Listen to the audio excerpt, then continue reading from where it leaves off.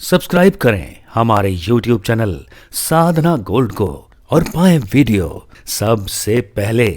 और हाँ, bell icon दबाना ना भूलें। गुजरात के एक संत हुए, एक सेठ जी, अभी अभी पीछे, ज्यादा समय नहीं हुआ,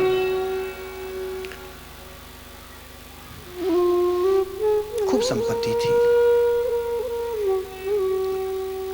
परमात्मा का दिया बहुत कुछ था महाराज। सेठ ईश्वरदास, सेठ जी का नाम था ईश्वरदास। परमात्मा ने खूब दिया, संत संग मिला, सत्संग करने को मिला। सत्संग करते करते मन में भाव पैदा हो गया। गुरुदेव से कहा, गुरुदेव ठाकुर जी कृपा करें, कोई ऐसा मार्ग बताइए। गोविंद कृपा करें, कोई ऐसा रास्ता बताइए।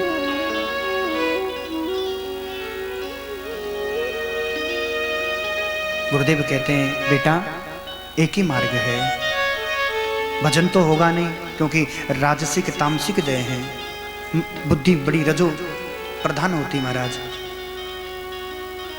तो आपसे भजन तो बनेगा नहीं।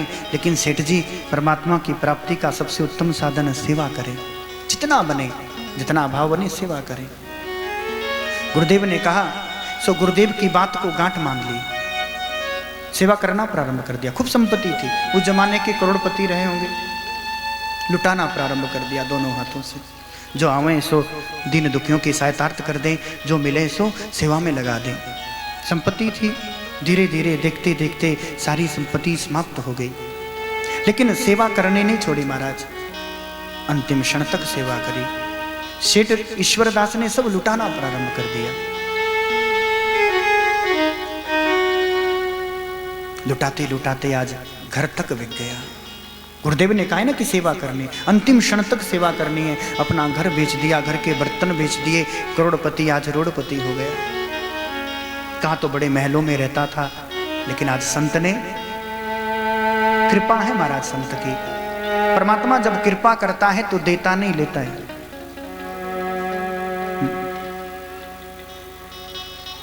आज मेरी गोविंद की कृपा हुई, जब देना प्रारंभ कर दें, खूब सारा आना शुरू हो जाए, सोच लेना प्रभु कृपा नहीं कर रहे हैं। नहीं महाराज, जिस समय मां, भगवान तो परमात्मा तो उस मां की तरह है।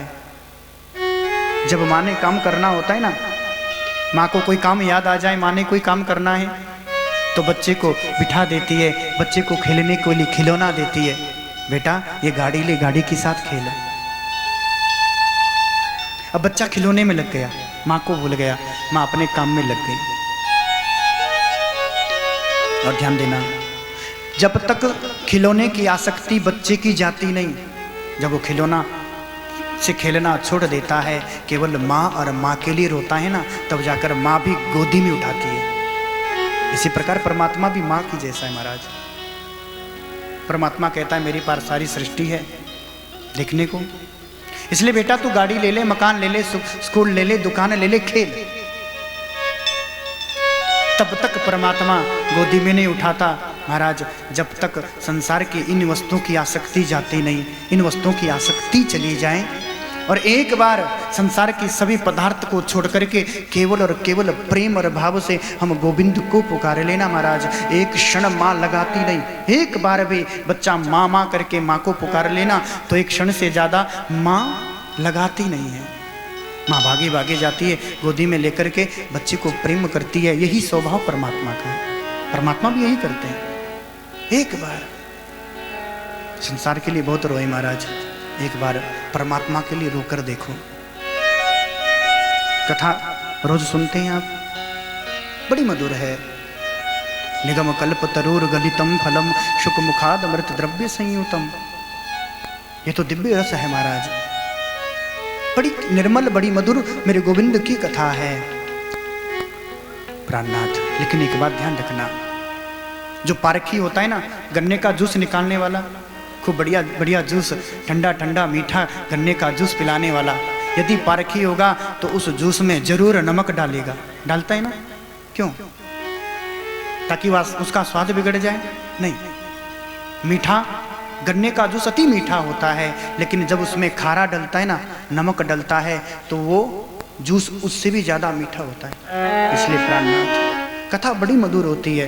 गोविंद की कथा तो बड़ी रसमय, बड़ी मधुरता है कथा में। लेकिन इस मधुरता में आनंद तो तब है ना जब एकांत में, जब एक मन होकर हम कथा का श्रवण करें, प्रभु को याद करें। हे गोविंद,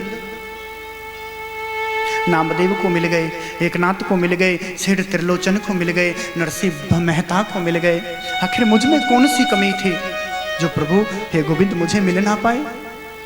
एक बार प्रभु के इस मधुर स्वरूप में अपने आंखों का खारा पानी डाल के देखो महाराज, परमात्मा कृपा ना करे तो कहना।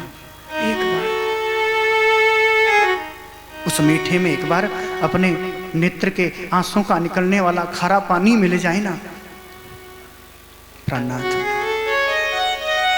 सेठ त्रिलोचन का सब निकल गया, लेकिन दुखी ने फिर भी सेवा करते हैं। एक दिन की बात है, एक दिन की बात है, दिन भर भ्रमण किया, कुछ काम ढूंढ रहे हैं, सबको काम देने वाला आज काम ढूंढ रहा है। प्रभु ने सब ले लिया, लेकिन महाराज प्रभु जब लेना प्रारंभ करता है ना तो वो दे देता है जिसकी आप उम्मीद नहीं कर सकते। आज शाम को घर आए, ईश्वरदास के घर में एक दाना भी अन्न का नहीं। बच्चे एक दिन के भूखे हैं, 2 दिन हो गए, आज तीसरा दिन हो गया। प्राणनाथ,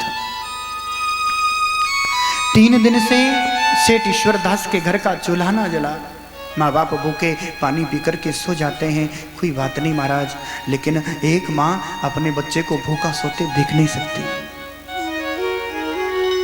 आज तीसरा दिन है, सेठ ईश्वरदास आए, आकर के कहते हैं प्रभु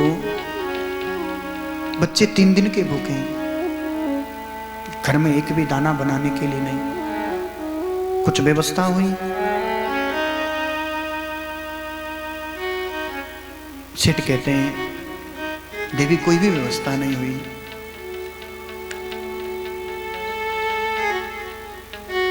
महाराज बच्चे तो रोटी रोटी करके मर जाएंगे। कहते देवी गलत बात है, भोजन करते करते रोटी की याद में यदि मर गए तो कभी कल्याण नहीं होगा। अरे तो एक काम कर, चूल्हे में आग जला, बटलोई धर दे, उसमें पानी डाल दे, बच्चे को कहना बेटा खिचड़ी बन रही है। झूठ कह दिया। धन्य है वो पतिव्रता स्त्री। पति ने कहा अन्न एक का भी दाना नहीं, लेकिन बच्चों को कह देना कि खिचड़ी बन रही है, क्योंकि पति की आज्ञा ही जिनका परम कर्तव्य है, ऐसी वो पतिव्रता स्त्री। चूल्हा जलाया, बटलोई रखी, उसके अंदर पानी डाल दिया, देखते देखते पानी गर्म हो गया। बच्चों को बिठाया और बिठा करके दरवाजे के रसोई के आगे बिठा दिया। बेटा देख खिचड़ी पक रही है, खाली पानी उबल रहा है महाराज। क्यों? ताकि बच्चे को लगे कि भोजन बन रहा है। अब बड़े प्रसन्न हैं, प्यासे को पानी मिल जाए ना महाराज, देखकर भी जान आ जाती है। भूखे को लगा आज रोटी मिलने वाली, भोजन मिलने वाला है, बड़े प्रसन्न हैं। सेठ ईश्वरदास ने ढोलक दिया, मजीरा दिए, पकड़। पिताजी क्या करें? कहते हैं बेटा जब तक खिचड़ी ना बने ना, जब तक खिचड़ी बनकर के तैयार ना हो जाए, बैठ कर के कीर्तन करेंगे। क्योंकि सेठ जानते हैं, ईश्वरदास जानता है, यदि परमात्मा का नाम लेते लेते प्राण भी त्याग दिए ना तो परमात्मा के परम पद को मेरे बच्चे प्राप्त हो जाएंगे। मरना तो है ही भूख से, तो क्यों ना भगवान का नाम लेकर के प्राण त्याग दें।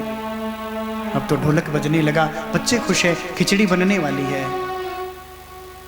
ढोलक बजने लगा, मजीरा छेने बजने लगे। देखते देखते ऐसा दिव्य भाव, ऐसा नाम संकीर्तन हुआ महाराज, ऐसा नाम संकीर्तन हुआ।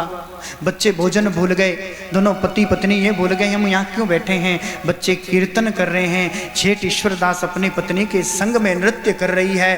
देखते देखते ठाकुर जी साक्षात मेरे बांके बिहारी प्रकट हुए महाराज।